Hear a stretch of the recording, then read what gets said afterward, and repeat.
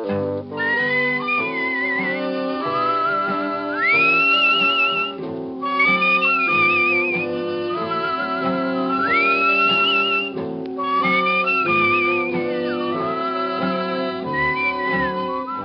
Dick Powell as Richard Diamond, private detective.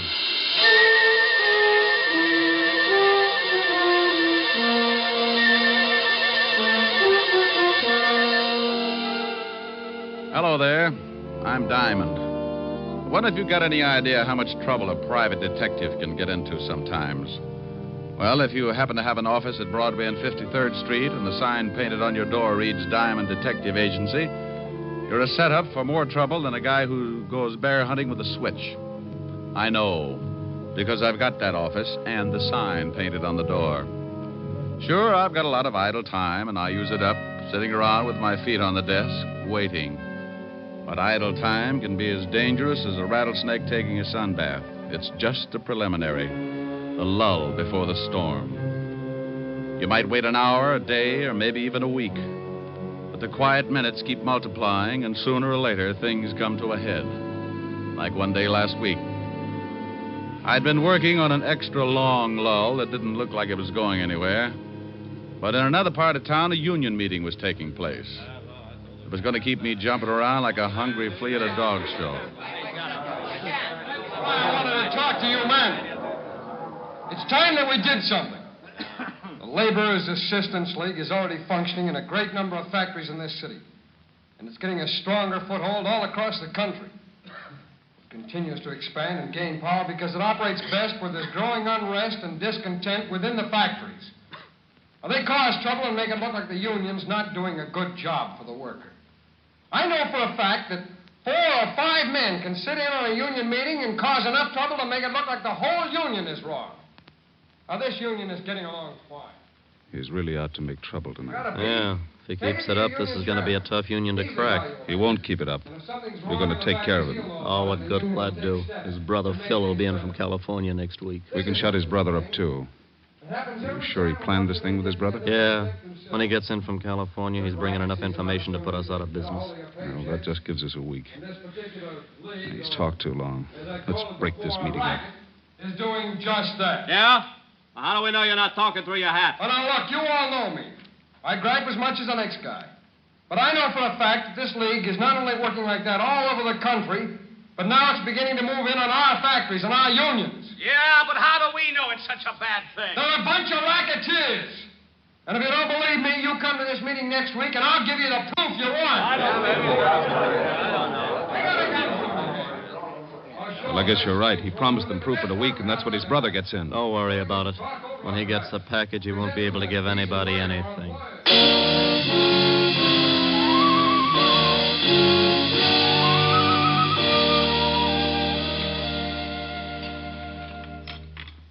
Tom, bring in the rest of the dinner dishes, will you? Oh, sure, honey. Here, Mama, let me wash them. You talk to Tom for a minute. He's going to another meeting tonight. Oh, meetings. Always meetings. Oh, Tom, you're working too hard. Don't worry, Mama. Phil will be home tomorrow. He'll help me. Oh, this is not a good business, Tom. The phone call, the threats.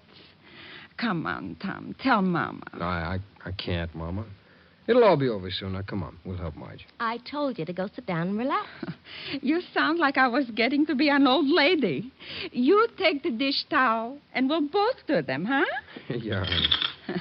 Your wife thinks I'm getting too old to wash dishes. Just you wait until she has a daughter-in-law. I think Mama's hinting. Oh. Mama, shame on you.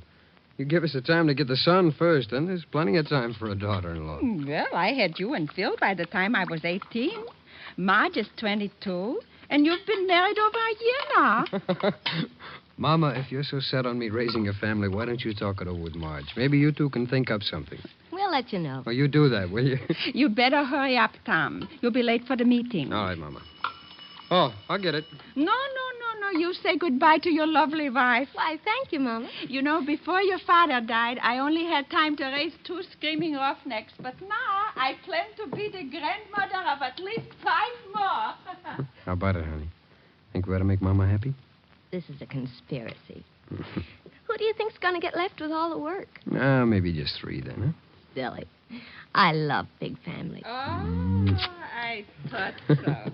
Smooching when you ought to be on your way to the meeting. Can't a guy even smooch with his own wife? Who was at the door, Mama? Oh, the mailman. He left our special delivery package for you, Tom. It's in the living room. For me? Yeah. Must be from Philip. It's from California. Oh, he must be sending some stuff on ahead. Well, why don't you open it, Mama? Maybe it's something for you, too. Oh, the women have dishes to wash. It's addressed to you. If you don't want to open it now, so leave it till tomorrow. Now, go on. Get out of my kitchen. You know go. you're sounding more like a mother-in-law every day. Oh. Okay, I'll open it. You know, maybe it'd make you happier if you knew that Marge and I decided on 5 kids. Children are not kids. Kids are goats. Well, you never know. Tom, John Wagner called you earlier. Wagner? What do you want? He didn't say. Who's the package from? Oh, that's from Phil, all right. I know it's a surprise because he sent it to me at the shop first, and then they sent it on here. Wonder why I didn't get it at the shop. Well, what is it? Just a second, Mama. Wrapped up pretty tight. Boy, it's sure heavy.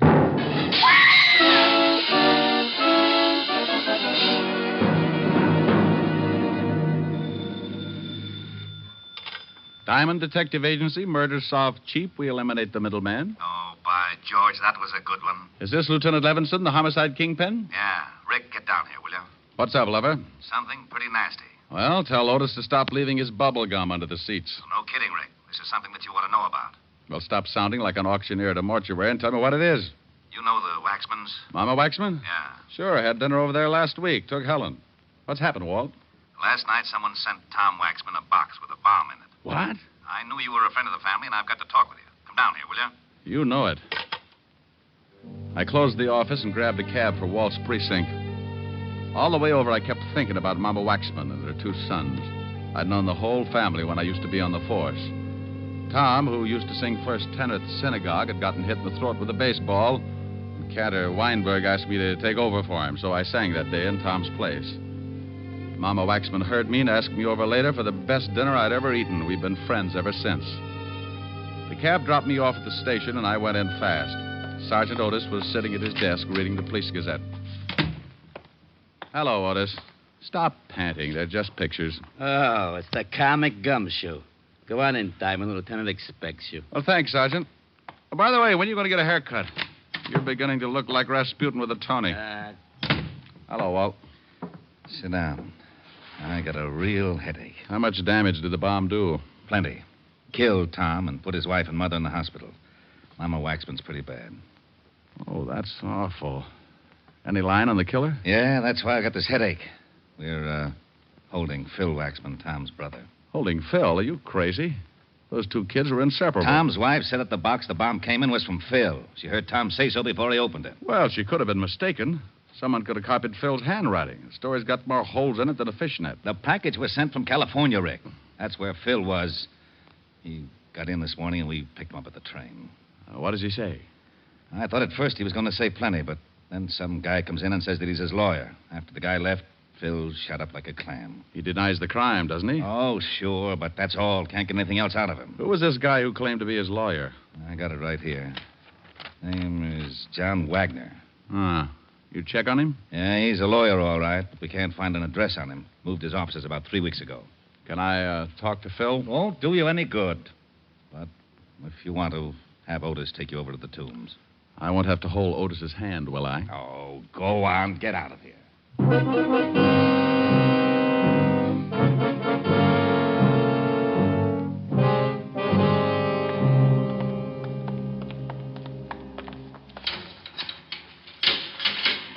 There's somebody to see you, Waxman. All right, Diamond. You got 5 minutes. How are you going to keep track, Otis? On my fingers. Well, that'll only get you up to 13. I'll scream if I need you. How are you, Phil? You're in on a tough rap. Yeah. You want to tell me about it? I've told the police everything I'm going to. Who was the lawyer who came in to see you? Just a lawyer. John Wagner? Just a lawyer. Look, what were you doing in California? Now, Phil, I know you didn't send that bomb. Why don't you open up and get yourself free? I've said all I'm going to say. Now, get out of here, Diamond. Oh, it's like that, huh? Yeah, it's like that. Oh, come on. Go on, Phil. get out. Okay. But don't forget your mother. You don't want to let her down. I'm going over to the hospital and see her now. Hey, Otis, let me out of here.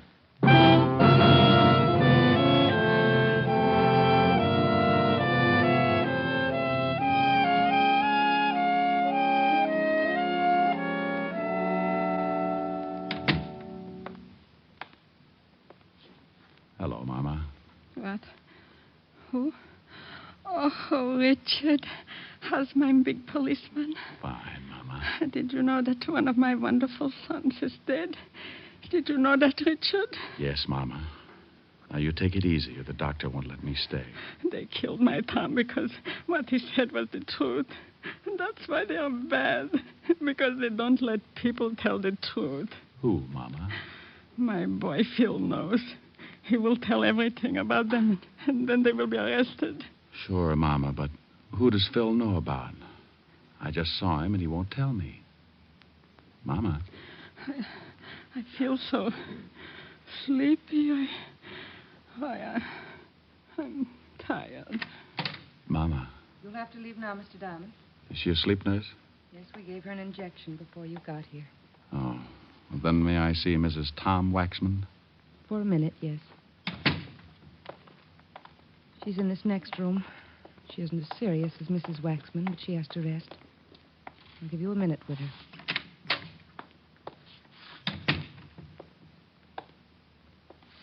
Marge? Yes. Who is it? Rick. Oh. Oh, now, come on. You got to help me out. I'm the guy that's supposed to make people laugh. I'm the cornball with the bad line of chatter, remember? I can't help it. I'm sorry, they gave me something to make me sleep, and things don't make too much sense. Look, dear, I want to help Mama, and I want to help you, too. But the nurse will only let me stay a minute. The police are holding Phil. I just came from seeing him. Did he tell you anything? Nothing. I made a mistake and told the police that the bomb had arrived in a package from Phil. I didn't think... They can't believe Phil would ever do a thing like that. He was helping Tom. Mama said Phil knows who did it. He doesn't know. He just knows who's behind it. I'm pretty sure I know, too. Who, Marge? Tom's been making speeches against an organization that call themselves the Laborers' Assistance League. I've heard of them. King-size bunco game. Yeah. Phil's been in California. He joined the league and found out a lot of things about it. He used to write Tom once a week. Your time's up, Mr. Diamond. You'll have to leave. Just a second. Marge, did Tom tell anybody what his brother was doing? I don't know. There was a man named John Wagner that called Tom all the time. John Wagner? He's a lawyer. Please, Mr. Diamond. Did he tell any of the men who work in the shop with him? Yes, I think so. Mr. Diamond, I'll have to call the doctor. Please, nurse. This may mean another man's life. Marge, who did he tell? Well, I can only remember one person, Ralph Pryor. Pryor. Mama used to fix Tom and Ralph dinner after work sometimes, but he was Tom's closest friend. Okay, Marge. Now, you take it easy, and I'll see what I can do. Please, Rick, find the men who did this. Yes. Well, I'll try. All right, nurse. I shouldn't have let you stay this long. What would I have to do to get you to take care of me? Have an accident. Well, I'll see what I can come up with. Bye.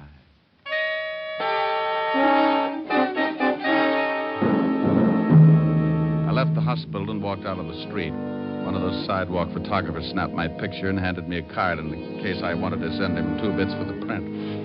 I threw the card away and headed for the factory where Tom had been working. The superintendent took me down and introduced me to the new foreman of the shop. Yeah, pretty rough about Tom. That's an understatement. Tell me, when did you take over Tom's job as foreman? This morning. How long have you worked for this shop? About 3 years. Why, are you a cop? I might be. You know a guy named Ralph Pryor? Sure, that's him, right over there about that there turtle lathe. Want me to call him over? No, I think I can make it under my own power. Hey, you Ralph Pryor? Yeah. You knew Tom Waxman pretty well, didn't you? Yeah. Well, don't cry on the machinery. It'll rust. Who are you? What do you want? Name's Diamond. Let's say I'm a friend of the family. Well, good for you. What are you snooping for? I've got an erector set. I just love machinery. Well, don't get too close to this machine or it'll take your arm off.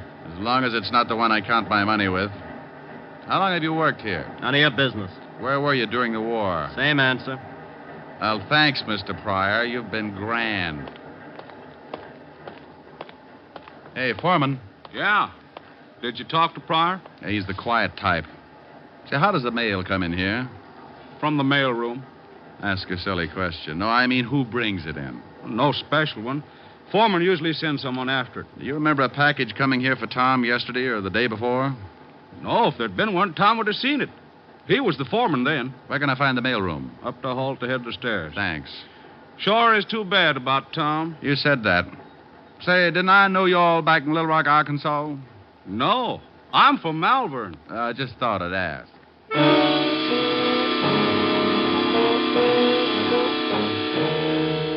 I went up and talked to the mailroom clerk, and he was a little more help. There had been a package for Tom. He told me that he'd sent it down along with some other mail, but he couldn't remember who'd picked it up. I was beginning to get warm, and I knew it. So I slipped into a phone booth and put in a fast call to Lieutenant Levinson. Homicide, Sergeant Otis. Otis, let me talk to the lieutenant. Oh, it's you, Diamond.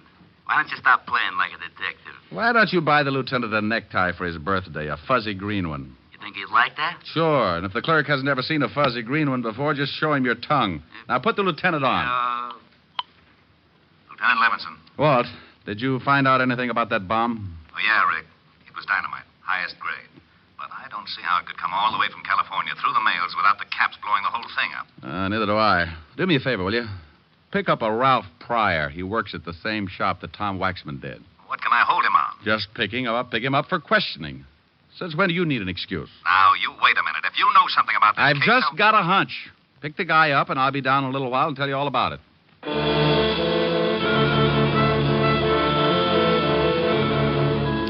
I hung up on Walt just as he was getting around to the words you could censor and headed back to the factory. I waited around outside for about 10 minutes, and then, sure enough, a prowl car pulled up, and two boys in blue got out and went in. In a couple of minutes, they came back outside, only this time they had company. Ralph Pryor. I waited until they had pulled away, and then I hailed a cab and headed for the 5th Precinct myself. Oh, where have you been? Snooping, Walt. I just saw your boys pick up Pryor at the factory. Thanks. Now, would you kindly tell me what you wanted him picked up for? Oh, it's a long shot, Walt. I found out he knew what Tom's brother was doing in California. What was he doing? Getting some information on a racket that's been trying to muscle in on Tom's local union. In California? Yeah, they're operating all over the country. You've heard of them. Laborers Assistance League. Oh, those leeches. Well, I still don't see what this has got to do with Pryor. Well, I think that bomb was sent from the factory here in New York. I found out a little while ago that in order to get hold of that package, the killer would have to be working in Tom's shop. You think Pryor did it? I'll tell you better when I see if anyone comes down to get him out. Well? Well, what? Well, what are we going to do? Sit here and look at each other? Well, that's a pretty ghastly thought. How about a fast game of canasta? Oh, you know it's a lousy two-handed game. Well, I'm just trying to help. We could play jacks, but twosies throw me. Yeah, what is it, Otis? The lawyer, John Wagner's out here. He says he wants to see the guy we just picked up. Fast word? Ralph Pryor? Yeah. He says he represents some kind of laborer's assistance league or something. Said that Pryor's a member. All right. Let him see him. Okay, Lieutenant. John Wagner, that lawyer who came in to see Phil Waxman this morning, is back again, Rick. It's time to see Pryor. Yeah? Well, what are you looking so smug about? Looks like the hunch is going to pay off. You mean this lawyer is tied in with the killing? Well, I'm not sure, but I think so. Tom Waxman was making speeches against the Assistance League.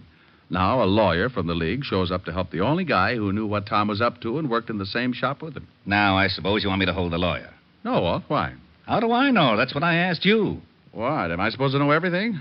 Lock him up if you want to. What for? He's not guilty. How do you know he's not guilty? Because you had me pick up Ralph Pryor. Well, let him go, too. Let him go where? With his lawyer. I thought you wanted me to lock up the lawyer. Walt, that was your idea. What was? Locking up the lawyer. I don't want to lock up the lawyer. Well, let him go. He's not in. Pryor Well, is. let him go. Who? Phil Waxman. How did he get in here? I don't know. You put him in. Of course I put him in. Now, why should I let him out? I don't know. I ask you. Ask me what? Why you put him in. Now, wait a minute. Otis. Yeah, Lieutenant? Empty the jails and throw this idiot out of my office. Thanks, Walt. Bye.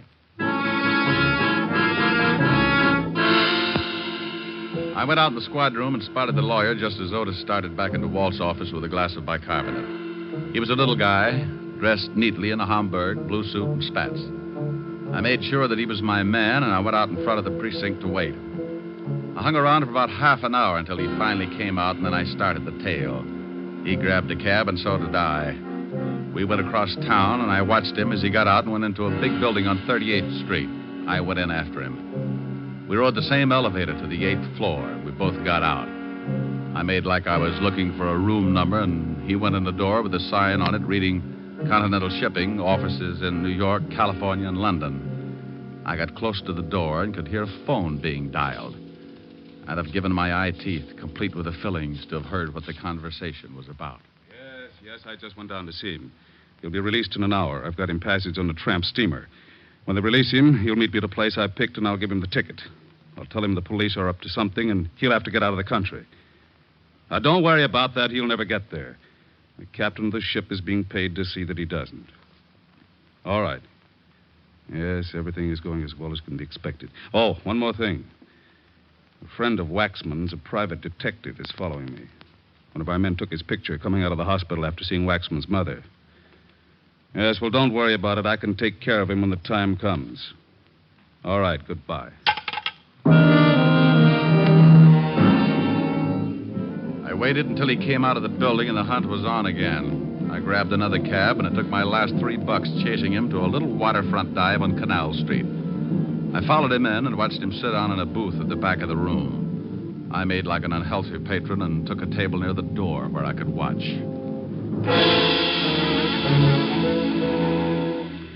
An hour later, a guy walked in and headed for the lawyer's booth. He was Ralph Pryor. He talked with the lawyer for a minute, then took an envelope from him and got up. He went out, and I went after him. If I was right, he was my killer, and the lawyer could wait. Ralph, I want to talk to you. I thought I told you to stop snooping. Bad right ear. Let's step in this alley. Oh, what? Get in the alley.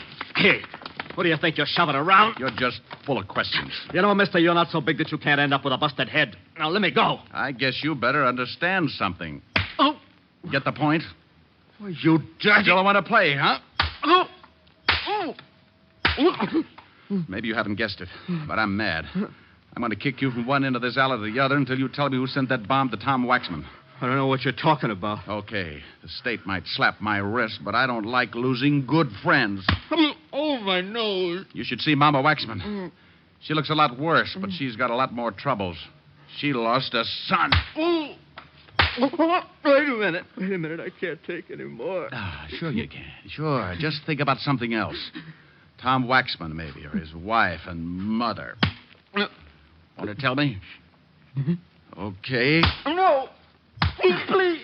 Wait a minute. All right, I did it. Leave me alone, will you? You picked up a dummy box sent from California to the factory and you planted a bomb in it. Yeah. Why? Because Brother Phil had evidence enough to smear the League? You know a lot, don't you? Sure, Tom was going to present the evidence in front of his union. And the League sent an empty box from California addressed with Phil's forged handwriting. And I went up to the mailroom and picked up the box, put the bomb in it, and sent it to Tom's house. You do it for the League? Yeah, I did it for them. Who's the boss of the League? Well, Come on. All right. It's... Oh. Now you'll never know. Wow. Mr. John Wagner, complete with Derringer. I hope you noticed the error of his ways, Mr. Diamond. He talked too much. You got a funny way of keeping clients out of trouble. I'm glad you noticed. I'm going to do the same for you. Won't you need a retainer? No, this one's on the house, so to speak. I think you're going to get one anyway. That cop at the end of the alley with a riot gun doesn't look like he's hunting golfers. That is a very stale attempt at throwing me off guard. Anyone that would be stupid enough to try a worn-out stunt like that deserves to die. You'll make it easy for me. Okay, suit yourself. Fire when ready, Gridley. What do you think? Thanks, Walt. You arrived in the nick. Nick Pick, a big gazunt. Why can't you get mixed up with a wife beating or something? The taxpayers are getting tired of seeing their streets cluttered up with a lot of bodies. Now, don't you yell at me. How did you find me? I knew something was up, so when Ralph Pryor was released, I tailed him. I saw you tailing Pryor. I saw the lawyer tailing you, so I tailed the lawyer. Well, if you'd had an 8-piece band, you'd have had a parade. Oh, nuts. Oh, what's the matter, Walt? You'd have had to shoot him. He was going to kill me. Oh, I'm not worried about that. Well, what is it? I forgot to bring my bicarbonate along.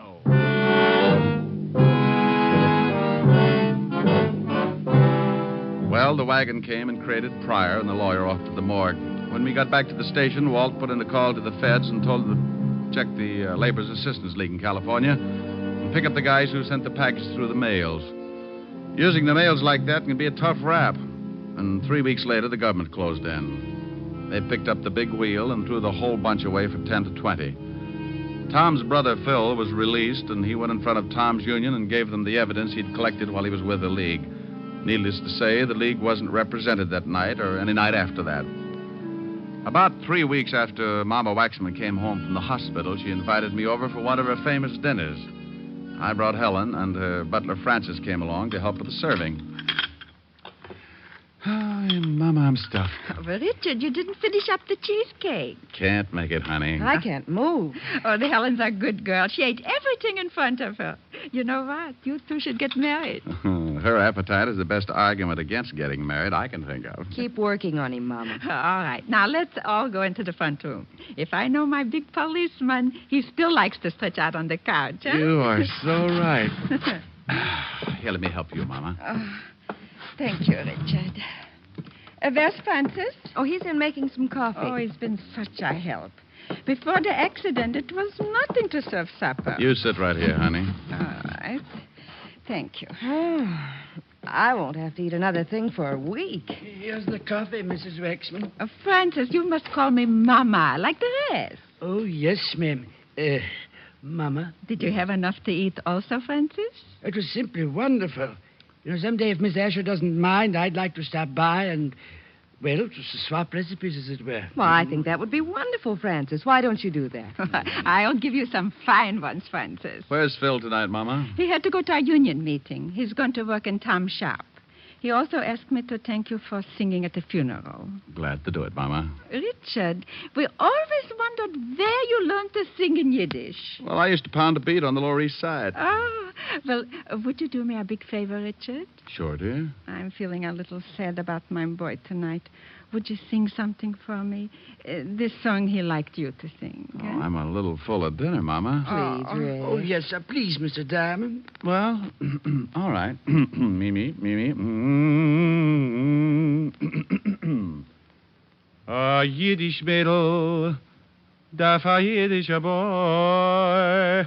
It's pretty good for a shaker, sir, Mama. Fine. Du schöner Mädel, denn es darf sein a Zoi. What does it mean? Don't tell her, Mama. Weil in der Teure ist geschrieben, in a Zoi ist du's verblieben. A Yiddish Mädel, darf a Yiddischer boy.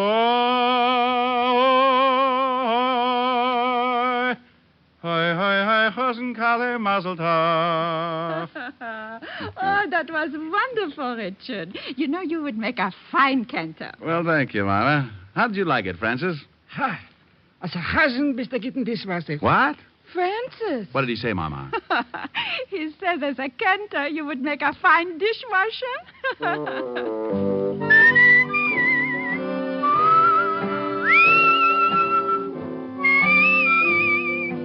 You've just heard Richard Diamond, Private Detective, starring Dick Powell. Hey, Eddie, you mind if I butt in for a minute? Not at all, Dick. Thanks. I just wanted to tell the people that next week our show is going to be on at a different time and a different day. The day will be Saturdays instead of Sundays. And would you please look in your newspapers for the time? Thanks, Dick. Yes, ladies and gentlemen, Richard Diamond will come to you next Saturday at a new time. Be sure to check your newspaper for the hour. This program has come to you from Hollywood. This is NBC, the national broadcasting company.